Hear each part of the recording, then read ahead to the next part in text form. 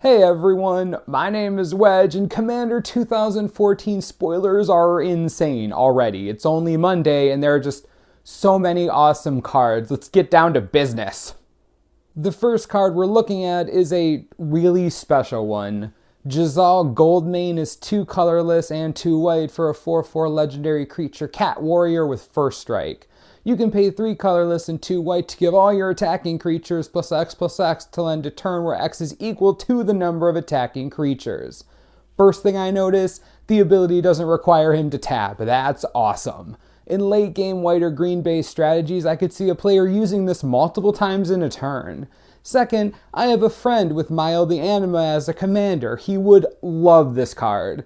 A lot of those strategies mass creatures. Look at Risk the Redeemed or even Kemba Ka Regent. Easy inclusions and extremely powerful. Now let's talk about what's really going on here. Okay, I'm not sure I can do this without crying. Jizz All Gold main is dead. He was Ajani's older brother. Before the conflux, he was trying to bring peace to his people who were divided into the Wild Nacatl and the Cloud Nacatl. Because of this, he was killed by a servant of Nicol Bolas. That's what turned Ajani Goldmane into Ajani Vengeant. Yeah, this commander said, I can't believe they're printing Jizz All. I can't believe it. Reef Worm is 4 mana for a 0/3 worm. When it dies, put a 3/3 blue fish token onto the battlefield with. When this creature dies, put a 6/6 blue whale token onto the battlefield with. When this creature dies, put a 9/9 blue kraken token onto the battlefield.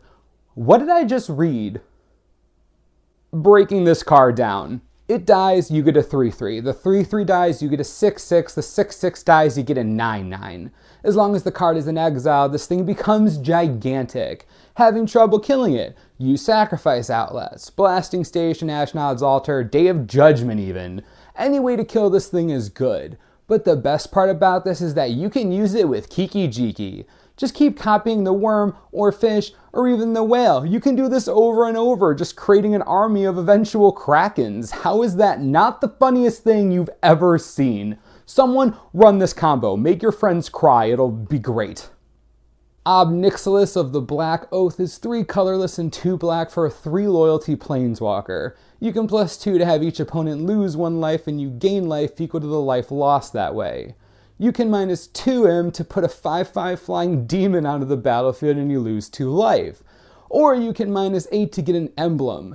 Pay 2 mana, sacrifice a creature. You gain X life and draw X cards where X is the sacrificed creature's power. As with all the Commander 2014 walkers, you can also use them as your commander. There's so much to talk about. First things first, this is Nixilis pre-demoning. That's pretty sweet. Looking at the abilities, I really like the +2. I would rather it drain 2 life, but that could be too good.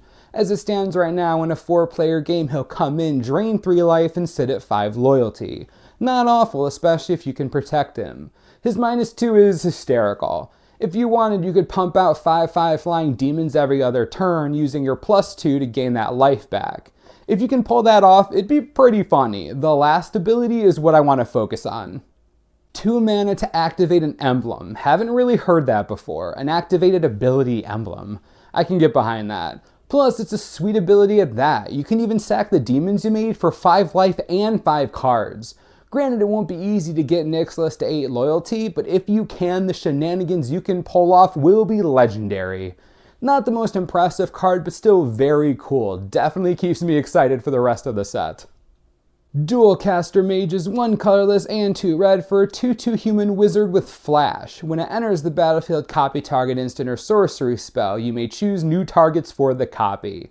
So basically, we're looking at what I like to call the fair version of Snapcaster Mage.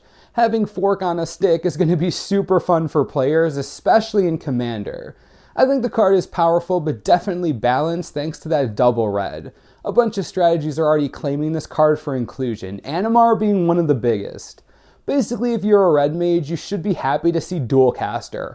Great card, easy to fit in a lot of decks, just more than playable. So many commanders today. Freyalise, Llanowar's Fury is... Wait a second. We got another elf Planeswalker. No. We'll never hear the end of it from all the elf commander players. Dark times have fallen on us. Friends, let's get through this together. Freyalise, Llanowar's Fury is 3 colorless and 2 green for a 3 loyalty Planeswalker. You can +2 to put a 1/1 elf druid onto the battlefield that can tap to add 1 green mana to your mana pool. You can -2 to destroy target artifact or enchantment. And you can -6 to draw a card for each green creature you control. Freyalise is disturbingly powerful for a couple of different reasons. Her first ability benefits her last ability, giving her an extra creature, some more ramp, and brings her up to 5 loyalty. Cool. Awesome. Her middle ability is a naturalize on a stick. In a format where artifacts and enchantments are particularly powerful, this is a devastating ability to have on a Planeswalker. It's just absolutely devastating. There's no end to this card's usefulness already. Lastly, let's say that you run out of cards. It only takes 2 activations of making Elvish Mystics to draw a buttload of cards with her. Great card. So good. Also, for those of you who care about lore, she shows up in our lore series during Invasion Block, so don't forget about her. She's pretty awesome. Gravesifter is 6 mana for a 5/7 elemental beast, we think.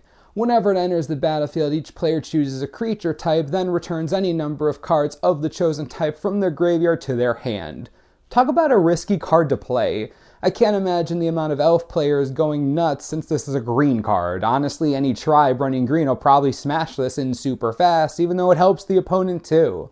I guess the real question you have to ask yourself is if your tribal is stronger than theirs. Is it worth the risk? Are you against that crazy random Horde of Notions of Oak deck? Still not 100% sure how I feel about it, but regardless, the card's hilarious, and I'm glad tribal decks have the option to play something like this.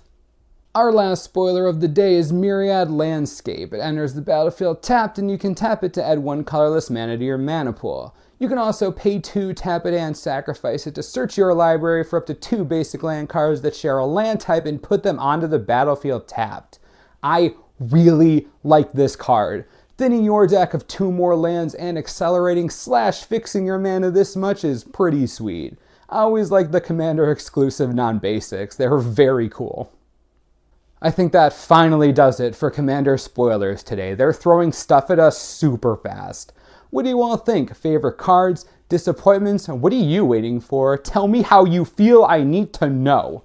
As always, subscribe for the latest and most reliable Magic the Gathering information you could ever need. This is the Mana Source. I'm Wedge. Thanks for watching. We'll see you next time.